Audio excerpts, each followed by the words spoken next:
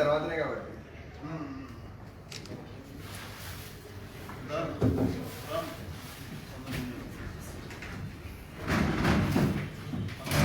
हट जाओ।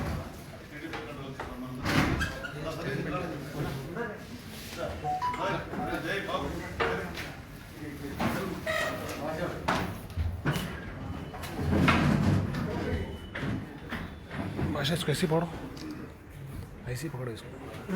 వీడియో తీస్తున్నాను. వీడియో నడుస్తుంది, ఇది నడుస్తుంది. నేను వీడియో తీస్తున్నాను. ప్రకాష్ రెడ్డి పంపి మనకు ఫోన్ చేశాడు. నేను లైవ్ పెట్టాలి, నేను లైవ్ షేర్లు కొట్టాలి. అరే నాన్న ఇది ఎట్లా ఇది?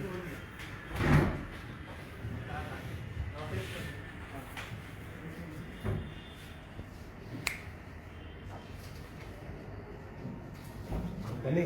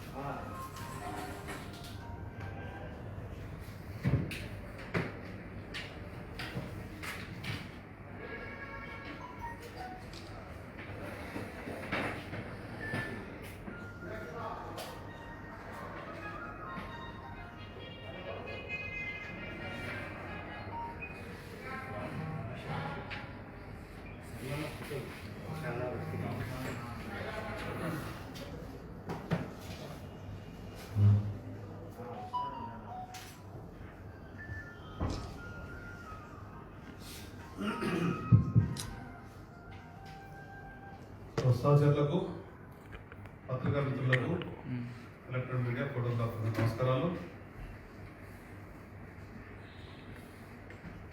గత వారం రోజులుగా కురుస్తున్నటువంటి భారీ అకాల వర్షాల గురించి, పెద్ద నష్టపోతున్నట్టు రైతాంగ సమస్యలను, దానికి తోడుగా హైదరాబాద్ నగరంలో పెద్ద ఎత్తున ఆస్తి నష్టాన్ని, ప్రాణ నష్టాన్ని ఒక సమీక్ష చేసుకొని రాష్ట్ర ప్రభుత్వం ముందు కొన్ని డిమాండ్ పెట్టాలని ఈరోజు మేము అందరం కూర్చున్నాం. దానికి అనుగుణంగానే ఇదే సమయంలో తెలుగుదేశం పార్టీ జాతీయ కమిటీని, పొలిట్ బ్యూరో కమిటీని, తెలుగుదేశం పార్టీ ఇరు రాష్ట్రాల రాష్ట్ర కమిటీలను, అదేవిధంగా తెలంగాణ సమన్వయ కమిటీ ఈరోజు మా జాతీయ దశలో ప్రకటించడం, ఆ సమయంలోనే మరి మాకు అది అవకాశం తిరిగి మళ్ళీ ఇస్తున్నట్టుగా నాతో పాటు మా సభ్యులందరికీ వివిధ బాధించినటువంటి మా జాతీయ దశ వారికి ప్రత్యేకంగా ధన్యవాదాలు. వారు మా మీద పెట్టినటువంటి బాధ్యతలను ఇన్నేళ్లుగా ఏ విధంగా అయితే కమిట్మెంట్స్ పనిచేస్తున్నామో అదే కమిట్మెంట్ కొనసాగిస్తామని చెప్పని వారి సందర్భం కూడా తెలియజేస్తూ, తెలంగాణ రాష్ట్రంలోని పార్టీ శ్రేణులు, అదేవిధంగా పార్టీ అభిమానులు వాళ్ళు మన మీద పెట్టినటువంటి నమ్మకం అనుగుణంగా ఈ పార్టీని మరింత ముందు నడిపిస్తామని చెప్పని దాని ముందుకెళ్తామని చెప్పి ఒకరు తెలియజేస్తూ,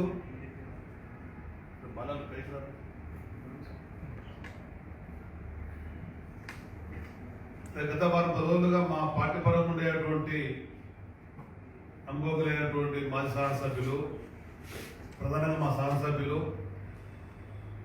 రాష్ట్ర పార్టీ నాయకత్వం అంతా పనులు వైపులా తెలంగాణ నలువైపులా క్షేత్రస్థాయిలోకి వెళ్ళి వ్యవసాయ పరంగా దెబ్బతిన్నటువంటి పంట పొలాలను, పత్తి చేనులను, ఇతరత్ర కూరగాయలు కానీ, పప్పుదానికి సంబంధించినటువంటి ఉత్పత్తులు కానీ అవన్నీ నేల పాలై నేల కొరిగి కర్షకులంతా కన్నీరు పెడుతున్న తరుణంలో ధైర్యం చెప్తూ అక్కడ ఉన్నటువంటి వాస్తవాలను సేకరించిన దాంట్లో రైతులకు న్యాయం చేసినంత తెలుగుదేశం పార్టీ వెంట ఉంటుందని చెప్పని, అదేవిధంగా ఉండేటువంటి వాటి అన్నింటినీ మా వాళ్ళు సపోర్ట్ చూపెట్టుకుంటారు.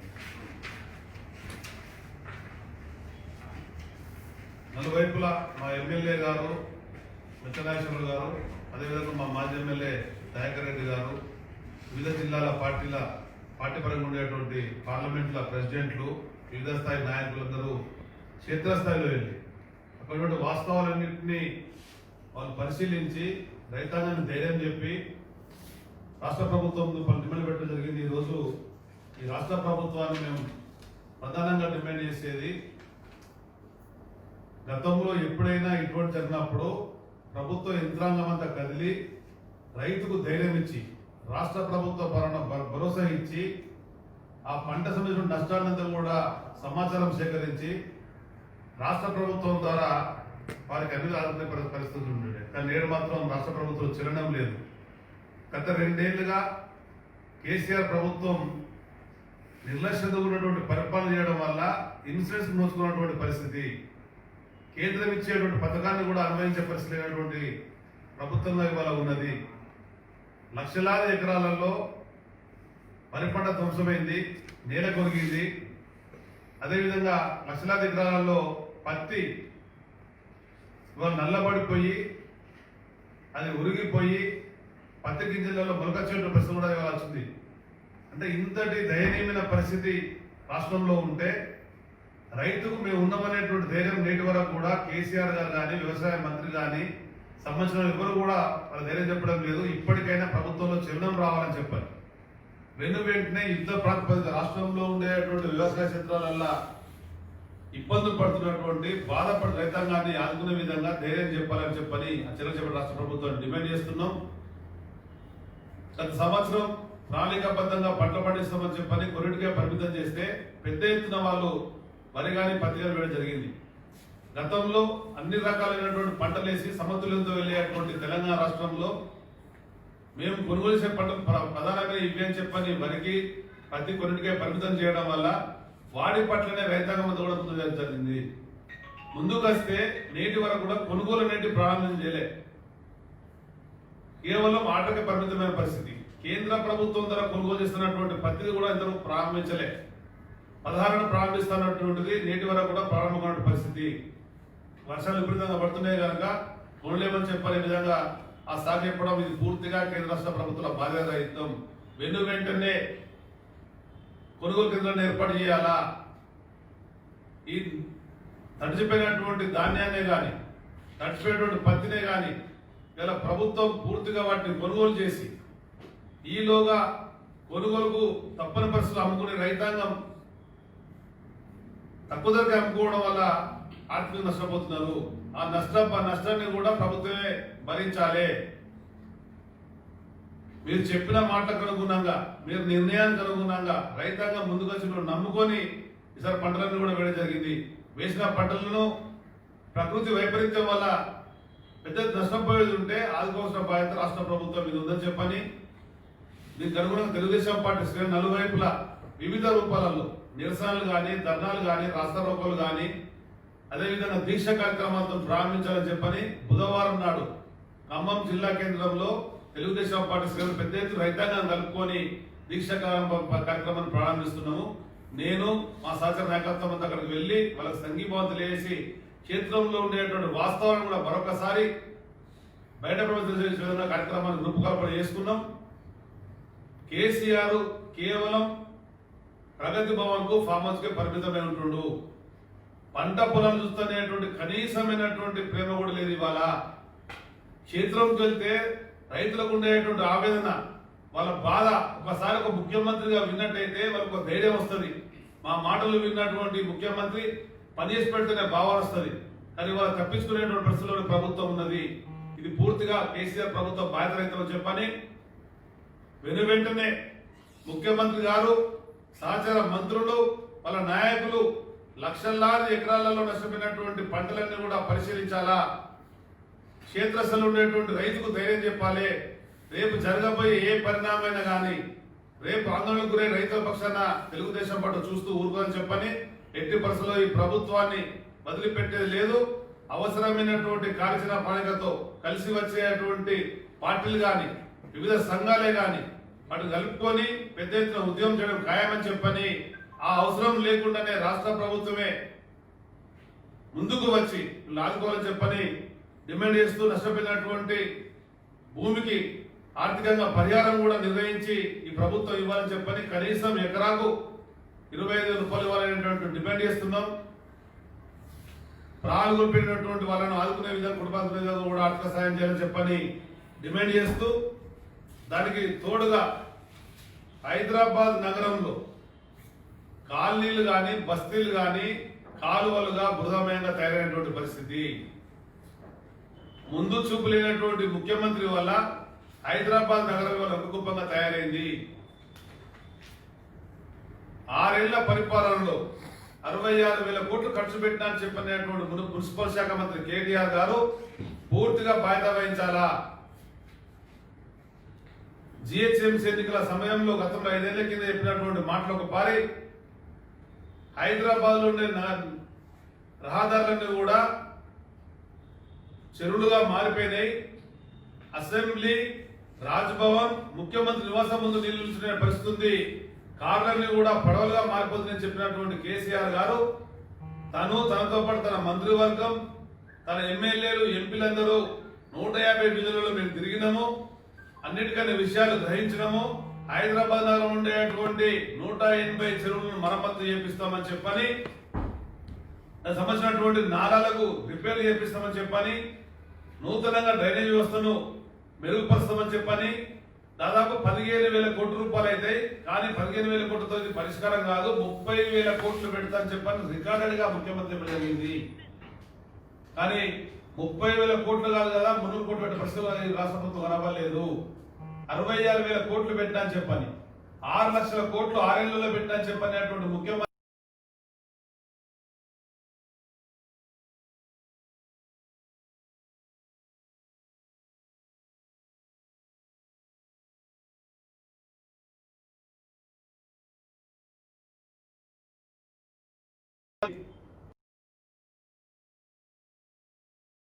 బస్తీల గతంలో ఉండేటువంటి స్లమ్ ఏరియాకే పరిమితమైన సమస్య ఇలా బస్తీలకు పాకింది.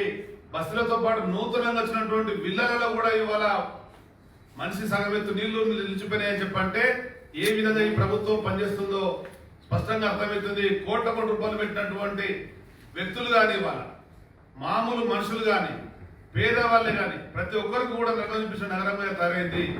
విశ్వనగరం అని చెప్పని గొప్పని చెప్పేటువంటి కేసీఆర్, కేటీఆర్ వాళ్ళ మంత్రులు అంతా కూడా హైదరాబాద్ లో మొక్క చూపించలేని పరిస్థితి వచ్చింది. అలా ఎక్కడికైనా పోతే ప్రజలు తిరుగుబాటు చేస్తున్నారు. వారం రోజులుగా నీళ్లన్నీ కూడా నిలిచిపోయి ఉన్నాయి. వేలాది ఇళ్లలో ఉండేటువంటి వాళ్ళ బంధువుల దగ్గరకో, స్నేహితుల దగ్గరకో, పరిచయం వాళ్ళ దగ్గరకో, షెల్టర్స్ దగ్గర ఉండేటువంటి పరిస్థితి ఉన్నది. ఒక కుటుంబం 1,00,000, 2,00,000, 3,00,000, 5,00,000 రూపాయలు నష్టపోయిన పరిస్థితి.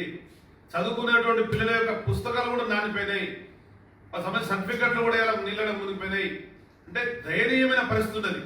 అంటే ఊహించని పరిణామం వల్ల, అంటే ముఖ్యమంత్రి విషయాలు తెలిసి కూడా ఇవన్నీ గతంలో ఎన్నికలలో కానీ, అసెంబ్లీలో కానీ అనేక సందర్భాల్లో, ప్రధానంగా ఉద్యమ సమయంలో సీమాంధ్ర పాలకుల నిర్లక్ష్యం వల్లనే నగరం అంతా కూడా తయారు చెప్పినటువంటి వ్యక్తి 6 ఏళ్లలో 6 లక్షల కోట్లపై ఖర్చు పెట్టినటువంటి ప్రభుత్వ పాలకునిగా మీ నిధులన్నీ మీకు అర్థం కావడం లేదు. 65,000 కోట్ల అప్పున రాష్ట్ర ప్రభుత్వం ఇవాళ 3 లక్షల కోట్ల ఎగబాకింది. అప్పుల ఊపిలో ఊరిపోయినటువంటి పరిస్థితి. కనుక ఇవాళ ఇప్పటికైనా కానీ ప్రగతి భవన్, ఫామ్ హౌస్ పరిస్థితి కాకుండా ఒక బస్తీకైనా, కనీసం నీ దగ్గరుండే బస్తీకైనా వెళ్ళి, నీ దగ్గర రాజ్భవన్ ముందు నీళ్ళ వాన కొట్టకపోయినారు. హైదరాబాద్ నగరంలో 10ల సంఖ్యలో ప్రాణాలు కోల్పోయిన పరిస్థితి. కోల్పోయినటువంటి ప్రతి కుటుంబానికి 25 లక్షల రూపాయలు చొప్పున ఇవ్వాలని చెప్పని డిమాండ్ చేస్తున్నాం. పటాన్ చెరువు, అమీర్పూర్, ఉస్కేవాగు దగ్గర మంగళవారం నాడు కారు నీళ్ళలో కొట్టుకోపోతే నిన్న బయటపడ్డది. నేను స్వయంగా తెలవగానే అక్కడ ఉండే పార్టీ యంత్రాంగాన్ని, మా ఇంటర్ రమేష్తో పాటు అందరినీ కూడా సమేతపరిచి, మా పార్లమెంట్ ప్రెసిడెంట్ రమేష్తో పాటు కూడా సమేతపరిచి నేను స్వయంగా వెళ్ళి ప్రభుత్వాన్ని డిమాండ్ చేసి చీఫ్ సెక్రటరీ గారి దృష్టికి తీసుకెళ్లి, ఈ నామినల్ వేసేటువంటి పనుల వల్ల ఎటువంటి ప్రయోజనం లేదు, అధునాతన సాంకేతిక కావాలి, గజయితగాలు కావాలి అని చెప్పానంటే అక్కడ ఉండే స్థానికులలో, ఆ ప్రాంతంలో ఉండే గజయితగాళ్ళు మరి వాటిని తీసుకునే ఏర్పడేసే పరిస్థితి వచ్చిందట. అంటే వాళ్ళు గుర్తుపడితే మాత్రం బయటకు రాని పరిస్థితి. అయితే రాష్ట్ర ప్రభుత్వంలో వ్యక్తి ప్రాణాలన్నా, కుటుంబాలన్నా ఎటువంటి విలువలేని కూడా స్పష్టంగా కనబడుతుంది.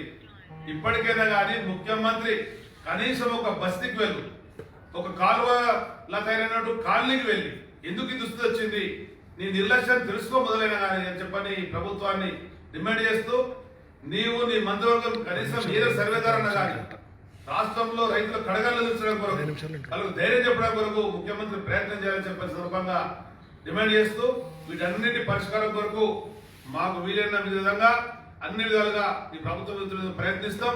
ఈ ప్రభుత్వం దిగిరాక ఈ సమస్యల పరిష్కారం కొరకు ముందుకు రాక నిర్లక్ష్యం ఉన్నట్టయితే ప్రగతి భవన్ గాని సెక్రటరేట్ గాని అదే విధంగా అన్ని ప్రభుత్వ దిగ్బదేశ కార్యక్రమం తీసుకెళ్తామని చెప్పని ఈ ప్రభుత్వాన్ని హెచ్చరిస్తూ, ఇవాళ ముఖ్యమంత్రి గారు కేంద్ర ప్రభుత్వాన్ని 5,000 కోట్లు అడుగుతున్నాడు. ఏమిచ్చినవా నువ్వు అని చెప్పాడు, 5 కోట్లు అంటాడు. అంటే ఇంత పెద్ద ఉపద్రవం ఒకనాడు మనము సునామీ కానీ హుదూద్ కానీ అటువంటి విన్నాం. కానీ ఇవాళ హైదరాబాదు ఒక హుదూద్లా తయారైంది, మినీ హుదూద్లా. హైదరాబాద్ ఒక మినీ సునామీలా తయారైంది. దీనికి కారణం కేసీఆర్ నిరంకుశ వైఖరి వలన చెప్పని, ఈ నిర్లక్ష్య జాడీని ఇప్పటికైనా వదలాలని చెప్పని, జిహెచ్ఎంసీ ఎన్నికల్లో ఏ విధంగా అయితే మాట చెప్పినవో ఆ మాటకు అనుగుణంగా ఆ మాట కట్టుబడి ఉండి ఆ పనులన్నీ చేయాలని చెప్పని ప్రభుత్వాన్ని డిమాండ్ చేస్తూ, ఇంతవరకు సీఎం గారు బయటకు రాలేదని చెప్పనేటువంటి భావన ప్రజలలో పెద్ద ఎత్తున ఉన్నది. అది మంచిది కాదు.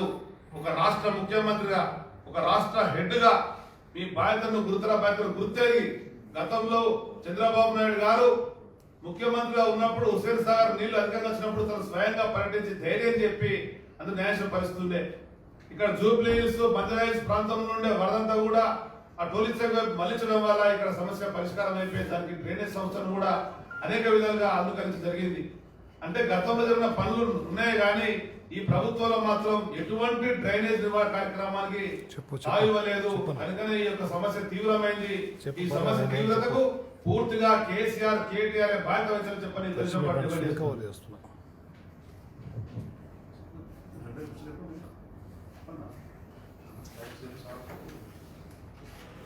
మొట్టమొదటిగా నేను మా ప్రియతమ నాయకుడు, జాతీయ పార్టీ అధ్యక్షుడు, మాజీ ముఖ్యమంత్రి వర్యులు శ్రీ నారా చంద్రబాబు నాయుడు గారికి నాకు ఈరోజు సెంట్రల్ కమిటీ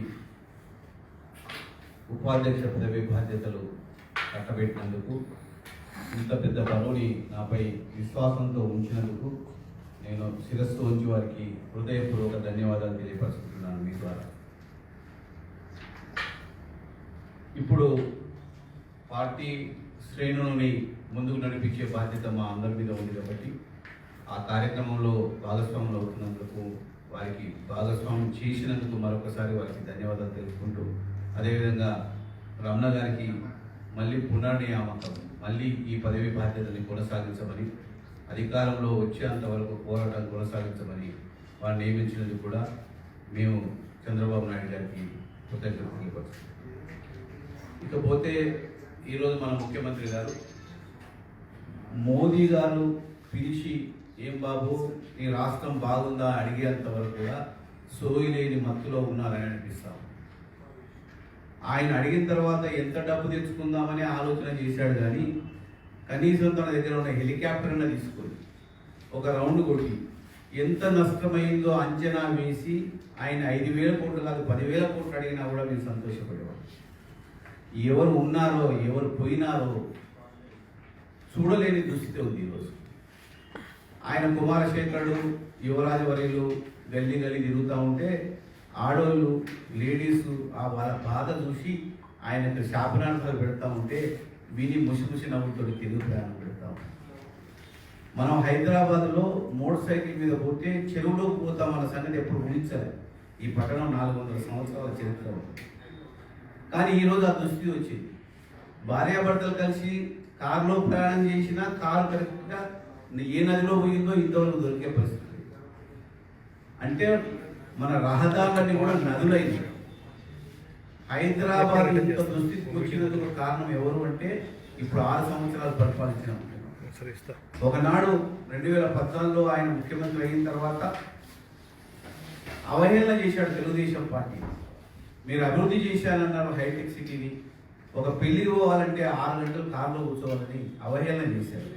ఈరోజు 24 గంటల కాలంలో కూర్చున్నా ఇంటికి పోయే పరిస్థితి లేనట్టు. కాబట్టి ప్రతి ఒక్కరూ ఇటు రైతులు వారి మీద నమ్మకం పోయింది. ఏదో రైతు బంధు ఇచ్చి కాస్త సంతోష పెట్టినట్టు చేసి ఒక పిల్లవాళ్ళకు పప్పు బెల్లాలు పెట్టినట్టుగా ఇవ్వడం తప్ప ఏ పంట వేసుకోవాలో మీరే నిర్దేశించినారు. ఎక్కడ ఏ పంట వేయాలా, పత్తి వేయాలన్నా, ధాన్యం పండించాలన్నా, మొక్కజొన్న పండించాలన్నా మీరు నిర్ణయించారు. మీ ఆదేశం ప్రకారమే రైతులు వేసుకున్నారు. నష్టపరిహారం కూడా ఇవ్వాల్సిన బాధ్యత మీ మీదే ఉందన్న విషయాన్ని మేము గుర్తు చేస్తాము. మీరు చెప్పిన పంటలు వేశారు, మీరు చెప్పినట్టుగా ప్రజలు నడుచుకున్నారు. నష్టపరిహారం ఎందుకు ఇవ్వడం లేదో చెప్పాలి. మొక్కజొన్నకు ధర లేదు, ధాన్యం పోయింది, పత్తి కనపడకుండా పోయింది. మరి రాష్ట్రంలో ఏ రకమైనటువంటి రైతులు ఆదుకుంటావో నువ్వు రైతు బంధు అనే పేరుతో 5,000 రూపాయలు వేసినంత మాత్రం జరిగేది కాదు. అదేవిధంగా ఇండ్లు కూలిపోయి పనులు లేవు, కరోనాలో పూర్తిగా ఉన్న ఉద్యోగాలు ఊడిపి ఉద్యోగం చేసిన జీతం రాని పరిస్థితుల్లో ఎల్ఆర్ఎస్ అని, భూమి శిస్తని, ధరణి అని మనశ్శాంతి కూడా కరవయ్యే పరిస్థితి తీసుకొచ్చి పెట్టినటువంటి దుస్థితి ఈ తెలంగాణ రాష్ట్ర సమితి పార్టీ యొక్క దుస్థితి ఈరోజు కనపడుతోంది. ప్రజలు రేపు రానున్న ఎన్నికల్లో ఏ ఎన్నికలు వచ్చినా, ఇటు దుబ్బాక ఎన్నికలు వచ్చినా, రేపు హైదరాబాద్తో ఎన్నికలు నువ్వు ధైర్యం చేస్తాడనేది ఒక క్వశ్చన్ మనకుంది. హైదరాబాద్లో సమయానుకూలంగా ఎన్నికలకు వెళ్తాడా లేదా అనేది $1 బిలియన్ క్వశ్చన్. కాబట్టి ప్రజలు సమాధానం చెప్పే అవకాశం వచ్చింది. ఇటువంటి పరిపాలన ఈ రాష్ట్ర ప్రజలు ఎన్నడూ కూడా చూడలేదు. ఇది దుస్థితి అని భావిస్తా ఉన్నాం. ఈ రోజైనా కూడా తెలుగుదేశం పార్టీ యొక్క డిమాండ్ కోరి మా అధ్యక్షుల వారు కోరినట్టుగా చనిపోయిన వారికి 25 లక్షల రూపాయలు ఒక్కొక్కరికి, అదేవిధంగా ధాన్యం నష్ట పరిహారం చెల్లించడానికి మేము చర్యలు తీసుకోవాలని మనం చేస్తూ డిమాండ్ చేస్తూ సెలవు తీసుకుంటాం. Thank you.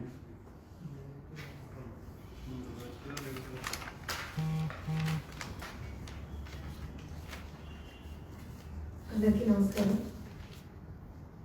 ఇవాళ Telugu Desam party central committee announce చేస్తూ, అలానే ఇరు రాష్ట్రాలను స్టేట్ కమిటీ అనౌన్స్ చేసి అందరి మీద ఒక గురుతర బాధ్యతను ఇవాళ రోజున ఏదైతే మా జాతీయ అధ్యక్షులు చంద్రబాబు నాయుడు గారు చెప్పారో ఆ బాధ్యతని చాలా నిబద్ధతతో మేము అందరం కూడా ముందరికి తీసుకెళ్తామని చెప్తూ, ఆయనకి థ్యాంక్ యూ చెప్తూ, తెలుగుదేశం పార్టీ ఆవిర్భావం నుంచి కూడా ఎప్పుడూ కూడా ప్రజల కోసం పుట్టినటువంటి పార్టీ, సైద్ధాంతికంగా ఎప్పుడూ ప్రజల కోసం పనిచేసినటువంటి పార్టీ. సరే, కొన్ని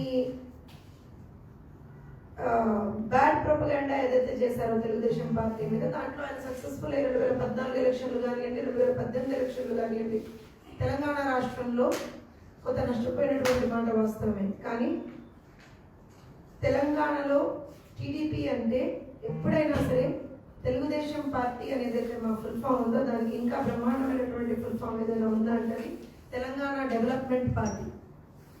తెలంగాణని అభివృద్ధి పరిచినటువంటి పార్టీ ఏదైనా ఉందా అంటే అది ఖచ్చితంగా తెలుగుదేశం పార్టీ మాత్రం. అందులో హైదరాబాద్ ఇవాళ రోజున తెలంగాణకి ఎంతైతే ఇన్కమ్ జనరేట్ అవుతుందో, అందులో ఇప్పటికి 1000 సార్లు చెప్పినా, 1,00,000 సార్లు చెప్పినా, ఎంతమంది చెప్పినా అది విదితమే. ఎంత ఇన్కమ్ జనరేట్ అవుతుంది హైదరాబాద్ నుంచి, అది ఎవరు ఆ ఇన్కమ్ని ఇప్పటి వరకు పుట్టించగలిగారు, ఆ ఇన్కమ్ సోర్స్ ఎక్కడి నుంచి వచ్చింది అనేటువంటి. పట్టుమని గంట సేపు వాన పడితే హైదరాబాద్లో నదుల్ని, ఇంకా గట్టిగా మాట్లాడితే సముద్రాలని తలపించేటువంటి రోడ్లు మనకు కనబడుతుంది. ప్రగతి భవన్లో ఒకనొక రోజున ఒక కుక్క చనిపోతే కేసు పెట్టినటువంటి ప్రగతి భవన్లో ఉన్నటువంటి అధికారులనియండి, కన్సర్న్ పీపుల్ అనియండి, ఇవాళ రోజున హైదరాబాద్లో వరదల వల్ల, ఈ అకాల వర్షాల వల్ల, భారీ వర్షాల వల్ల ఎక్కడికక్కడ జనాలు కొట్టుకుపోతుంటే, అది మనం సుమేధా విషయంలో చూసినాం, ఇటు ఎల్బీ నగర్ సైడ్ నవీన్ విషయంలో చూసినాం, మనం 9 మంది ఒకే కుటుంబానికి చెందినటువంటి 9 మంది గల్లంతైంది చూసినాం, మన అమీన్పూర్లో ఘటన చూసినాం. ఇన్ని జరుగుతుంటే మరి ఎవరి మీద కేసులు పెడతారు కేసీఆర్ గారు అని మేము తెలుగుదేశం పార్టీ తరఫు నుంచి అడుగుతున్నాం. ఎందుకనంటే 2014లో మీరు అధికారంలోకి వచ్చిన తర్వాత 2016లో ఫస్ట్ జిహెచ్ఎంసీ ఎలక్షన్స్, మీరు అధికారంలోకి వచ్చిన తర్వాత ఫస్ట్ జిహెచ్ఎంసీ ఎలక్షన్స్కి వెళ్ళేటప్పుడు టీఆర్ఎస్ పార్టీ ఏదైతే మేనిఫెస్టో ఇచ్చిందో అందులో చాలా క్లియర్గా ఇప్పటి వరకు ఉన్నటువంటి డ్రైనేజీ వ్యవస్థ బాలేదు, దానికి సంబంధించినటువంటిదిగా మేము ఒక డ్రైనేజీ వ్యవస్థని ఆధునీకరిస్తాం, దానికి ఇన్ని కోట్లు ఖర్చు అయితే అని చెప్పి 3,500 కోట్లు మేము ఖర్చు పెట్టి మరి డ్రైనేజీ వ్యవస్థను ఆధునీకరిస్తామని చెప్పింది. ఇది మీ మేనిఫెస్టోలో మీరు ఆన్ రికార్డ్ చెప్పినటువంటి మాట. ఆ 3,500 కోట్లు ఎక్కడికి పోయినాయి? ఒకవేళ కనుక మీరు ఖర్చు పెట్టుంటే ఇట్లాంటి పరిస్థితి వాళ్ళ రోజున ఏదైతే హైదరాబాద్లో మనం చూస్తున్నామో ఇట్లాంటి పరిస్థితి వచ్చేది కాదు కదా అనేటువంటిది మా వాదన. ఇంకొకటి ఏంటిది అని అంటే, మాటలకు మాత్రమే మీరు అక్కడ ప్రభుత్వంలో కూర్చున్నారు కానీ చేతల దగ్గర జీరో అనేటువంటిది మేము ఈ 6.5 నెలల్లో చూస్తూనే ఉన్నాం, చెప్తూనే ఉన్నాం. ఇవాళ ఇంత భారీ లెవెల్లో నష్టం అది పట్టణంలో ఉన్న హైదరాబాద్లో ఉన్నటువంటి ప్రజలకు కానివ్వండి, పల్లెల్లో ఉన్నటువంటి రైతాంగానికి కానివ్వండి, ఎక్కడ చూసినా నష్టం నష్టం నష్టం కనబడుతున్నది. అట్లాంటిది నష్టాన్ని ఎక్కడ మీరు అసలు ఎక్కడ దానికి సంబంధించినటువంటి అనాలిసిస్ ఎక్కడ తీసిండ్రు? ఇంత నష్టమైందని ఎక్కడ చెప్తున్నారు? ఊరికే కూర్చొని అక్కడ ఒక్కళ్ళు కూడా మీకు సంబంధించినటువంటి వాళ్ళు ఒక్కళ్ళు కూడా వచ్చి ఎక్కడైతే నష్టం జరిగిందో అక్కడ పోయి మాట్లాడిన వాళ్ళు లేరు. కేటీఆర్ గారిని మేము కన్సిడర్ చేస్తలేము, ఎందుకంటే ఆయన ఎక్కడైతే నిజంగా నష్టం జరిగిందో అక్కడికి ఏదో తూతు మంత్రంగా పైపైన పోతున్నామని చెప్తున్నారు. నిన్నటికి నిన్న ఒక చోట మాకు అన్యాయం జరుగుతుంది అని కాన్వాయ్ పోతుంటే కూడా మాకు అన్యాయం జరుగుతుందని చంటి బిడ్డని చంకలో వేసుకొని ఒక తల్లి అక్కడ రోడ్డు మీద నిలబడ్డా సరే ఆ తల్లిని లిటరల్ గా ఇట్లా తోసుకుంటూ సెక్యూరిటీ గార్డ్స్ వెళ్ళిందంటే ప్రజలకు ఎక్కడైతే నష్టం జరుగుతుందో అది మేము చూస్తాం, మేము దాన్ని తీరుస్తాం అనేటువంటిదిగా లేదు. కేవలం ఫోటోషాప్ల కోసం, ఫోటోల కోసం మాత్రమే మీరు నగరంలో పర్యటిస్తున్నారు. మేము ఛాలెంజ్ చేస్తున్నాం, మీరు వెళ్ళినటువంటి చోట్ల, మీరు వెళ్ళినటువంటి మరుసటి రోజు ఏ విధమైనటువంటిదైనా చర్యలు తీసుకోబడ్డాయా? మేము తిరిగిన క్షేత్ర స్థాయిలో ప్రతి ఒక్క తెలుగుదేశం పార్టీ నాయకుడు, ప్రతి ఒక్క తెలుగుదేశం పార్టీ కార్యకర్త తిరిగినాం. ఎక్కడైతే ఎగ్జాంపుల్ తీసుకుంటే చైతన్యపురి వివి కాలనీలో గత వారం రోజుల నుంచి ఇప్పటికి కూడా అదే పరిస్థితి. ప్రెస్ మిత్రులు గమనించాలి, ఒకసారి వీలైతే మీ కెమెరాలను కూడా తీసుకొని అక్కడికి వెళ్ళండి. చైతన్యపురి వివి కాలనీలో గత వారం రోజులుగా నడుములోతు నీళ్ళల్లో ప్రజలు ఉన్నారు. మేము తిరిగినాం నడుములోతు నీళ్ళల్లో, మేము తెలుగుదేశం పార్టీ నాయకులుగా, తెలుగుదేశం పార్టీ కార్యకర్తలుగా మేము తిరిగినాం. ఇప్పటి వరకు కూడా అక్కడికి ఒక్కళ్ళు వచ్చింది లేదు. కనీసం అక్కడ లోకల్ కార్పొరేటర్ కూడా వచ్చి అక్కడ వాళ్ళకి ఏం కావాలి అని అడిగింది లేదు. వారం రోజుల సంది వాళ్ళ దగ్గర నీళ్లు లేక, కరెంటు లేక, తిండి లేక అందరూ ఉన్నారు. పట్టించుకున్న నాదుడు లేదు. న్యూ మల్లేపల్లి నాలా పక్కన క్లియర్ కట్ గా అక్కడ గత ఒక గంట సేపు పడితే వర్షం విపరీతంగా 7 అడుగుల వరకు వర్షం నీరు జమ అవుతున్నాయి. తెలుగుదేశం పార్టీ నుంచి ఒక బృందం వెళ్ళి అక్కడ గమనించి అక్కడ ఉన్నటువంటివన్నీ మేము సోషల్ మీడియాలో పెడితే అప్పుడు అక్కడ లోకల్ కార్పొరేటర్ అక్కడ ఉన్నటువంటి లోకల్ ఎమ్మెల్యేను ఎవరో ఆయన వచ్చి ఏదో బిర్యానీ ప్యాకెట్లు ఏమో పంచుతున్నారు. ఇప్పటికీ అక్కడికి సంబంధించినటువంటి అక్కడ ఉన్నటువంటి ప్రజలకు సంబంధించినటువంటి నష్టం ఏదైతే ఉన్నదో ఎంతవరకు అయింది అని తీసుకున్నటువంటి వాళ్ళు లేరు. ప్రజల పరిస్థితి అగమ్య గోచరంగా ఉంది. ఇంకొక విషయం, ఊళ్ళల్లో వాటి రోజున ఏదైతే వర్షాలు పడి రైతాంగ సమస్యలు వస్తున్నాయో దానికి సంబంధించినటువంటి మీరు ఎక్కడ చేస్తలేరు. ఇంకొకటి మరీ చెప్తున్నాం, ఇవాటి రోజున తెలంగాణ రాష్ట్ర వ్యాప్తంగా ఆల్రెడీ కోవిడ్ తోటి గత 6 నెలల నుంచి ప్రజలు ఇబ్బందులు పడి ప్రాణాలు ఉంటాయా లేవా అని చెప్పి ప్రాణాలు గుప్పిట్లో పెట్టుకొని బతుకుతున్నటువంటి క్షణంలో హైదరాబాద్ లో మురుగునీరు, లిటరల్ గా మురుగునీరు ప్రతి ఒక్క కాలనీలో పారుతున్నప్పుడు ఒక్క మెడికల్ క్యాంప్ పెట్టినటువంటి దాఖలాలు ప్రభుత్వం ఇప్పటివరకు లేదు. ఒక్కడంటే ఒక్క మెడికల్ క్యాంపు. పలు చోట్ల అది కూడా మా తెలుగుదేశం పార్టీ కార్యకర్తలు శ్రేణులు వెళ్ళి అక్కడికి సంబంధించినటువంటి ప్రజలకు కొంచెం లోకల్ గా ఏదైతే మెడికల్ రిక్వైర్మెంట్స్ ఉంటాయో వాటిని చూస్తున్నటువంటి పరిస్థితి. ఇంకా ప్రభుత్వంలో మీరు ఉండేందుకు, మీరు అక్కడ ప్రభుత్వంలో మీరు చేయగలిగింది ఏమున్నది? కోవిడ్ వచ్చినటువంటి కొత్తల్లో ఏమున్నది, పారాసిటమాల్ వేసుకుంటే పోతుంది, బ్లీచింగ్ పౌడర్ వేసుకుంటే పోతుంది అని చెప్పినటువంటి మీరు ఇవాళ రోజున మురుగునీరు అట్లా కాలువల్లో కాలనీలలో అట్లా పారుతున్నప్పుడు ఒక్కసారన్నా మీ జిహెచ్ఎంసీ వాళ్ళ ద్వారా ఒక్క కాలనీలో అయినా సరే బ్లీచింగ్ పౌడర్ కానీ చల్లించిండ్రా అని మేము అడుగుతున్నాం. ఇవన్నీ బేసిక్ మినిమం రిక్వైర్మెంట్స్. అక్కడ మీ దగ్గర ఉన్నటువంటి అధికారులు కూడా మీకు ఇది చెప్పలేకపోతున్నారా? ఇది చేయడానికి మీకు ఎన్ని వేల కోట్లు కావాలి అని మేము అడుగుతున్నాం.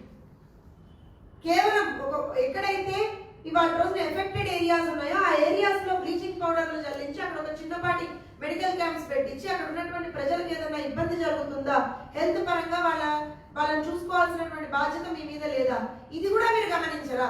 దీనికి మీకు ఎన్ని వేల కోట్లు కావాలి, దీనికి కూడా మన కేంద్రంకి వెళ్ళి పైసలు రావాలి. జిహెచ్ఎంసీకి ఆల్రెడీ ఫండ్ ఉంటుంది, ఆ ఫండ్ ఎక్కడికి పోయింది? ఇన్ని రోజులుగా ఇంత ఏదైతే మేము ఇన్ని పెట్టిగా ఆధునీకరించినాము, లేకపోతే మేము ప్రతి కన్స్ట్రక్షన్ ని ఆపుతున్నాము, ఎంక్రోచ్మెంట్స్ ఆపుతున్నాము అని ఏదైతే మీరు డంకా బజాయించుకొని చెప్తున్నారో ఎక్కడ పోయినాయి అని మేము అడుగుతున్నాం. ఒక్క పైప్ లైన్ మీరు కొత్త దేశాన్ని చూపించండి. వాళ్ళ రోజు 2000 సంవత్సరంలో ఎప్పుడైతే ఇలానే ఒక హ్యూజ్ లెవెల్ ఆఫ్ వర్షాలు పడ్డప్పుడు అప్పుడు ముఖ్యమంత్రి గారు తిరిగి ఎక్కడెక్కడ ఏమేమి నష్టం వాటిల్లింది, ఎవరికి ఎంత ఇబ్బందులు జరుగుతున్నాయటువంటిది చూసింది. ఇవాళ రోజున కోవిడ్ సమయంలో మీరు బయటికి రాలి, ఏదో 4 ప్రెస్ మీట్లు పెట్టిన తర్వాత ఎందుకు ప్రెస్ మీట్లలో కూడా ప్రెస్ మిత్రులు కొంచెం గట్టిగా ప్రశ్నలు అడిగేటప్పటికి ఆ ప్రెస్ మీట్లు కూడా బంద్ పెట్టింది. కోవిడ్ సమయంలో బయటికి రాలేదు, ఇవాళ వర్షాలు పడుతున్నా బయటికి రాదు. సూడో ముఖ్యమంత్రి లేకపోతే ఇంకా దాన్ని ఏమన్నా అనండి, అట్లాంటి మనిషిని మీరు పంపిస్తున్నాం అంటారు. సరే బెస్ట్, ఆయన మీ కొడుకు, మీరు పంపిస్తున్నారు, మీరు వయసు రీత్యా బయటకు వస్తలేరు కావచ్చు, దానికి కూడా మేము యాక్సెప్ట్ చేస్తాం. కానీ ఒక సమీక్షా సమావేశం పెట్టి ఆ సమీక్షా సమావేశంలో ఇది డిసైడ్ చేసినాము, ఇట్లా ఇంత నష్టం వాటిల్లేదు, ఏది ప్రెస్కి ఇవ్వరు. రాష్ట్రంలో అమ్మాయిల మీద మహిళల మీద అఘాయిత్యాలు పెరిగిపోతుంటే ఆ కన్సర్న్ మంత్రి గారు ఏ రోజున మాట్లాడారు. ప్రతిదానికి సింగిల్ స్టాప్ సొల్యూషన్ లాగా కేటీఆర్ గారు ఒకరే మాట్లాడతారు అంటారు. హెల్త్ మినిస్టర్ గారు మరి ఇలాంటి ఒక ఎమర్జెన్సీ సిచ్యువేషన్ లో రాష్ట్ర వ్యాప్తంగా ఇన్ఫాక్ట్ హైదరాబాద్ లో ఎక్కడైతే ఇట్లాంటి సిచ్యువేషన్ క్రియేట్ అయిందో హెల్త్ మినిస్టర్ గారు ఒక స్టేట్మెంట్ ఇవ్వరు, మేము ఇది చేస్తున్నాం, మేము ఇది చేస్తలేము అని చెప్పేసి.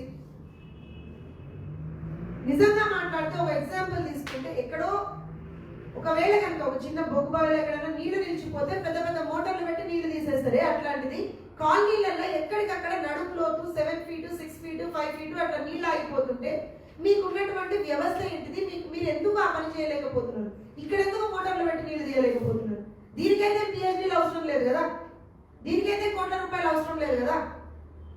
ఈ మాత్రం బేర్ మినిమం కూడా మీరు చేయకపోతే అక్కడ ముఖ్యమంత్రి పదవిలో కూర్చున్నటువంటి మీరు కూర్చున్నటువంటి పదవికి ఏం న్యాయం చేస్తారు అని మేము అడుగుతున్నాం. సో డెఫినెట్ గా తెలుగుదేశం పార్టీ ఎప్పుడు పనిచేస్తున్నట్టుగానే ప్రజల తరఫునే పనిచేస్తుంది. ఖచ్చితంగా ప్రజలకు న్యాయం జరిగేంత వరకు హైదరాబాద్ ప్రజానీకానికి మీరు ఇవాళ రోజున ఖచ్చితంగా సమాధానం చెప్పాల్సినటువంటి పరిస్థితి ఉంది. ఒక అర్ధగంట సేపు వర్షం పడితే హైదరాబాద్ లో ఒక మూల నుంచి ఇంకొక మూలకి హార్డ్లీ ఒక 5 kilometers ట్రావెల్ చేయడానికి మనకు 4 గంటల సమయం పడుతుంది. ఇదా మీరు 6 ఏళ్లలో ఎదగబెట్టినటువంటి ఇక రాజకీయ వనాలను, దానికి మీరు ప్రభుత్వ పాలనలో నియంతృత్వ వనాలను, నిరంకుశత్వ వనాలను, ఏమనాలను ఆ పదవి అనేటువంటిది మీరే డిసైడ్ చేసుకోండి. కానీ 6.5 ఏళ్ల మీ పాలనలో ఇవాళ రోజున ఒక అర్ధగంట సేపు వర్షం పడితే హైదరాబాద్ లో ఒక 5 kilometerల దూరం కూడా మనం పయనించేటువంటి పరిస్థితి లేదు. ఇది ఏదో ఏమంటారు అంటే నాలాల పక్కనో లేకపోతే మూసి పక్కనో మాట్లాడతలేము.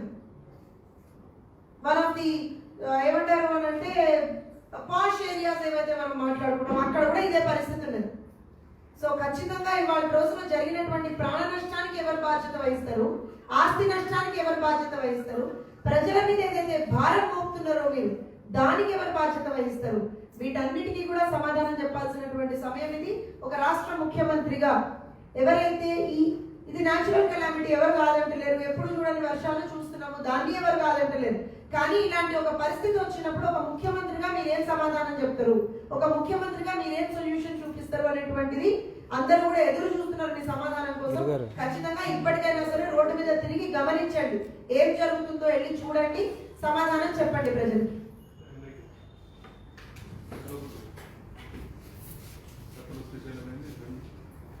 అందరికీ నమస్కారం. ఈరోజు పెద్దలు గౌరవనీయులు జాతీయ పార్టీ అధ్యక్షులు నారా చంద్రబాబు నాయుడు గారు తెలుగుదేశం పార్టీ మరి పూర్వీకుల కమిటీతో పాటు రాష్ట్ర కమిటీ అధ్యక్షులుగా అన్నని రమణ గారిని మళ్ళీ తిరిగి నియమించడం ఆశిస్తూ, అదే రకంగా అదే కమిటీలో రాష్ట్ర తెలుగుదేశం పార్టీ ప్రధాన కార్యదర్శిగా నన్ను నియమించినందుకు రాష్ట్ర పార్టీ మరియు కేంద్ర కమిటీ అధ్యక్షులు చంద్రబాబు నాయుడు గారికి, అదే రకంగా రమణ గారికి, మరి పార్టీ పెద్దలందరూ కూడా నమస్కారాలు తెలియజేసుకుంటూ, ఈరోజు తెలుగుదేశం పార్టీ అధికారంలో ఉన్నా లేకపోయినా స్థానికులను ప్రజా సమస్యలను పరిష్కరించుకుంటూ మరి సమస్యల పరిష్కారం ధ్యేయంగా ముందుకు పోతుంది. అందులో భాగంగానే ఈరోజు ఏ రకమైన విపత్తులు వచ్చినా మరి క్షేత్రస్థాయిలో పార్టీ కార్యకర్తలందరూ కూడా రాష్ట్ర పార్టీ ఆదేశం మేరకు పోవడం జరిగింది. ముఖ్యంగా స్థానికంగా సమస్యలు గుర్తించుకుంటూ సమస్యలపై పోరాటం చేసుకుంటూ మరి రాబోయేటువంటి రోజుల్లో తెలుగుదేశం పార్టీ బలోపేతం చేయడం కోసం నా వంతు కూడా ప్రయత్నం చేస్తానని తెలియజేసుకుంటూ ముఖ్యంగా రాష్ట్రంలో ఈ మధ్యకాలంలో మరి శ్రీశైలం ఎడమగట్టు విద్యుత్ కేంద్రం దగ్గర ప్రమాదం జరిగింది. ఆ ప్రమాదం మీద ఏ రకంగా జరిగింది, ఎట్లా జరిగింది, దానికి బాధ్యులు ఎవరనేది కూడా ఇప్పటివరకు కూడా రాష్ట్ర ప్రభుత్వం గుర్తించలేదు, దాని మీద చర్యలు తీసుకోలేదు. అదే రకంగా మరి ఈ మధ్య కాలంలోనే మరి 2 రోజుల క్రితం మరి కలుగుర్తి ఎత్తిపోతలో పంపోల్ దగ్గర మరి ప్రమాదం జరిగింది. ఈ ప్రమాదం కూడా కనీసం మరి ఏ రకంగా ఎందుకు జరిగింది, ఎట్లా జరిగింది, దానికి కారణాలు కూడా విశ్లేషించడానికి ప్రభుత్వం దగ్గర సమాచారం లేదు. అంతేకాకుండా అక్కడికి చూడడానికి వెళ్తే మరి ప్రత్యక్ష నాయకులని మరి టీడీపీ నాయకులని అక్కడ పోకుండా మరి నిర్వహించినటువంటి సంఘటనలు కూడా చూస్తున్నాం. కాబట్టి వీటన్నిటిని చూస్తే ఏంటంటే రాష్ట్రంలో మరి ప్రభుత్వం నిర్లక్ష్యం, అసమర్థత, అవినీతిని కప్పించుకోవడం కోసం రాష్ట్ర ప్రభుత్వం ప్రతిపక్షాలను భయపెట్టిస్తుందని కూడా ఈ సందర్భంగా తెలియజేసుకుంటూ ముఖ్యంగా ఈ యొక్క శ్రీశైలం ఎడమగట్టు విద్యుత్ కేంద్రంపై ఎలాంటి చర్యలు తీసుకోలేదు. అదే రకంగా మరి కల్వకుర్తి ఎత్తిపోతల పథకం మీద కూడా మరి ఉన్నతమైనటువంటి విచారణ జరిపించి బాధ్యులపై చర్యలు తీసుకోవాలని కూడా దీనికి ఈ రకంగా వాస్తులను విధ్వంసం కావడం కోసం ప్రజల ఆస్తులను కాపాడుకోవడంలో మరి టీఆర్ఎస్ పార్టీ విఫలమైందని కూడా ఈ సందర్భంగా తెలియజేసుకుంటూ ముఖ్యంగా చాలా దురదృష్టమైన సంఘటన మరి దేశంలో మన దగ్గర పెద్ద ఎత్తున మరి ఇంత వరదలు వచ్చినా ఇంత బీభత్సమైనటువంటి పంట నష్టం జరిగినా మరి ముఖ్యమంత్రి స్థాయిలో ఉండి కనీసం స్పందించకపోవడం, పర్యటించకపోవడం చాలా విడ్డూరంగా ఉంది. ముఖ్యంగా ఈ రోజు ముఖ్యమంత్రి ఉన్నడా లేడా అనేటువంటి పరిస్థితులు ఈ రాష్ట్ర ప్రభుత్వం ఉందని కూడా ఈ సందర్భంగా తెలియజేస్తా ఉన్నా. ముఖ్యంగా ఏంటంటే కేటీఆర్ ముఖ్యమంత్రి, కేసీఆర్ అర్థమవుతలేదు. కాబట్టి దీన్ని కూడా మరి చాలా మంది పెద్ద మనుషులు ముఖ్యమంత్రిగా 9 సంవత్సరాలు పనిచేసినటువంటి నారా చంద్రబాబు నాయుడు గారు మరి ఇంత బిజీ ఉన్న మరి కార్యక్రమాలు వరదలు వాగులో నడుచుకున్నటువంటి సంఘటనలు చూస్తున్నాం, పంట పొలాలు తిరిగినటువంటి సంఘటనలు చూస్తున్నాం. ఇట్లాంటి సంఘటనలు ఉన్నప్పటికీ కూడా మరి ఈ హైదరాబాద్ నడిపొట్టిన దాదాపు 60-70 మంది చనిపోయినారు. రాష్ట్రంలో దాదాపు 30 లక్షల పంటలు పోయినాయి. కనీసం ఈ వర్గాలకు, ఈ ప్రజలకు కానీ రైతులకు కానీ కనీసం భరోసా ఇవ్వడంలో ఈ రాష్ట్ర ప్రభుత్వం పూర్తిగా అయిపోయింది. కాబట్టి మరి ఈ రోజు ఖమ్మంలో మరి దీక్ష చేస్తున్న తెలుగుదేశం పార్టీ తరఫున అన్న రమణ గారు కూడా పోతున్నారు. ఆ దీక్షను కూడా విజయవంతం చేయాలని కూడా ఈ సందర్భంగా తెలియజేసుకుంటూ సెలవుస్తున్నాం. రాజునాథ్ గారు, ఈరోజు చాలా శుభదినం.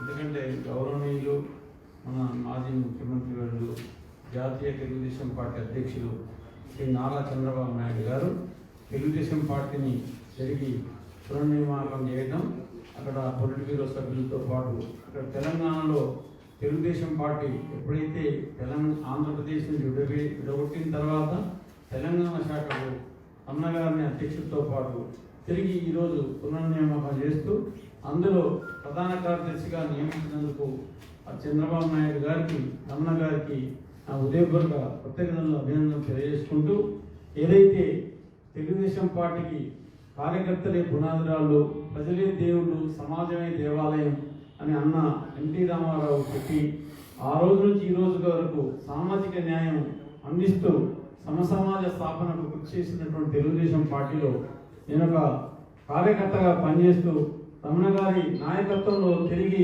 ప్రధాన కార్యదర్శిగా ఉంటూ ఈ కార్యక్రమాలన్నింటినీ కూడా వారి తూచా తప్పకుండా పనిచేస్తానని తెలియజేసుకుంటూ ఏదైతే నిన్న ప్రెస్ క్లబ్లో సోమాజిగూడ ప్రెస్ క్లబ్లో మరి గిరిజన శక్తి తరఫున రౌండ్ టేబుల్ సమావేశమైంది. తెలుగుదేశం పార్టీ తరఫున గౌరవనీయులు మన రమణ గారు కూడా నిన్న అఖిల పక్షాల తరఫున విచ్చేసి ఆ రోజు తెలుగుదేశం పార్టీ 4% నుంచి 6% అన్న ఎన్టీ రామారావు గారు రిజర్వేషన్ కల్పిస్తే జనాభా ప్రాతిపదికన ఈరోజు కేసీఆర్ 12% రిజర్వేషన్ ఇస్తానని ఇప్పటికి కూడా ఇయ్యకుండా కాలయాపన చేస్తూ గిరిజనుల మధ్యన చిచ్చు పెడుతూ అటు నాయకులు గోండు లంబాడను డివైడింగ్ రూల్ చేస్తూ యుద్ధం ప్రకటించే విధంగా వితంతి కులాల మధ్యన యుద్ధాన్ని ప్రకటించే విధంగా ఉసుకొల్పుతున్నటువంటి అసమర్థ ముఖ్యమంత్రి ఏదైతే కల్వకుంట చంద్రశేఖరరావును, కల్వకుంట గారు వాళ్ళ ఇంటి పేరు నిజంగానే అది ఎవరిని కల్వకుంట ఉండడం చాలా గొప్ప విషయంగా భావిస్తూ కేంద్రాన్ని పంపుతూ ఇక్కడ చేయవలసినటువంటి నిర్ణయాలు చేయకుండా కేంద్రాన్ని పంపుతూ కేంద్రం ద్వారా కాలయాపన చేసి పబ్బం గడుపుకుంటాను, ఆ పబ్బం గడపకుండా రాబోయే రోజుల్లో ఓటు ద్వారా ఏదైతే ఓడగట్టడం ప్రజలకు తెలుసు. గిరిజనులు అమాయకులు అనుకుంటుండు. పోడు వ్యవసాయం చేస్తున్నటువంటి వ్యక్తులకు పట్టాలు ఇవ్వకపోవడం వల్ల నిన్న కాంగ్రెస్ పార్టీ తెలుగుదేశం రెండు కలిసి పోటీ చేస్తే ఆదిలాబాదు, ఖమ్మం, వరంగల్, సీతకల్ లాంటి వాళ్ళు గెలిచారు. అలాంటి గెలుపు కూడా కనివిప్పుగా కలవకుండా ఈ రోజు ఏం జరుగుతుందో మీకు తెలుసు. ఆ గిరిజన ప్రాంతాల్లో వర్షాలు వచ్చి గూడాలలో ఎట్లా చనిపోతారు. వర్షం ఉండటం వల్ల ఎక్కడ నీడ దొరకకుండా, వ్యవసాయం చేసుకో అవకాశం లేకుండా, తిండి కూడు లేకుండా, కరోనాలో కూడా మా రమణ గారి పిలుపు మేరకు కరోనాను ఆరోగ్యశ్రీ కలపాలంటే మేము ఉద్యమిస్తే దాన్ని కూడా ఇంప్లిమెంట్ చేయకుండా, వర్షాలు వస్తే ఇక్కడ కూడా మన మహానగరాన్ని అంతా కూడా అతలాకుతలం చేస్తే పర్యటించినటువంటి అసమర్థ ముఖ్యమంత్రికి బుద్ధి చెప్పే రోజు దగ్గర వచ్చింది. మా గిరిజన శక్తి తరఫున రౌండ్ టేబుల్ సమావేశం అయింది. దానికి అఖిల పరిషత్ తరఫున రమణ గారు అటెండ్ అవ్వడం, రాబోయే రోజుల్లో కూడా గిరిజన హక్కుల గురించి పోరాటం చేసి 10% రిజర్వేషన్ సాధించుకుంటామని, పోడు భూములకు పట్టాలు ఇప్పిస్తామని, మన ధరణి వెబ్సైట్ ప్రైవేట్ అని అంటారు. ధరణి ముఖ్యమైనటువంటి మోసమని ఇప్పుడు ప్రజలందరూ గమనించారు. ధరణి పెట్టి దాన్ని ప్రైవేట్ సంస్థకి ఇచ్చి దాని కమిషన్ ఇంటర్మీడియట్ స్టూడెంట్స్కి ఏ విధంగా అయితే రిజల్ట్ జరిగే మోసాన్ని జరగబోతుందని అందరూ అంటున్నారు. కనుక దాన్ని కూడా పరిశీలించి రాబోయే రోజులలో మన రమణ గారి నాయకత్వంలో రాష్ట్ర కమిటీ తరఫున ప్రతి గిరిజన తాండాలను గ్రామ పంచాయతీ చేశాడు. కానీ దాన్ని రెవెన్యూ విలేజ్ చేయలేదు. రెవెన్యూ విలేజ్ చేసిన రెవెన్యూ అంతా కూడా తాండాకు రావాలి, అది రాలేదు.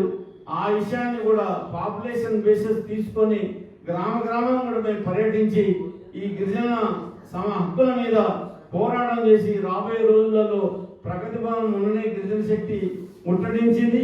మన డిసెంబర్ 6 కూడా మేము ముట్టడించాలని భావించాం. ఆ కార్యాచరణ చేసి ఈ ముఖ్యమంత్రి బుద్ధి చెప్పి టీఆర్ఎస్ ప్రభుత్వాన్ని గద్దెదించేంత వరకు కార్యోన్ముఖులు కావాల్సిందిగా తెలుగుదేశం పార్టీ తరఫున అందరికీ విజ్ఞప్తి చేస్తూ ఈ అవకాశం కల్పించినటువంటి మా రాష్ట్ర అధ్యక్షులు రమణ గారికి, ఈ కమిటీలో ప్రధాన కార్యదర్శి కల్పించిన రమణ గారికి హృదయపూర్వక కృతజ్ఞతలు అభినందనలు తెలియజేసుకుంటూ ముగిస్తాను. జై హింద్, జై జన్మభూమి, జై సేవలు.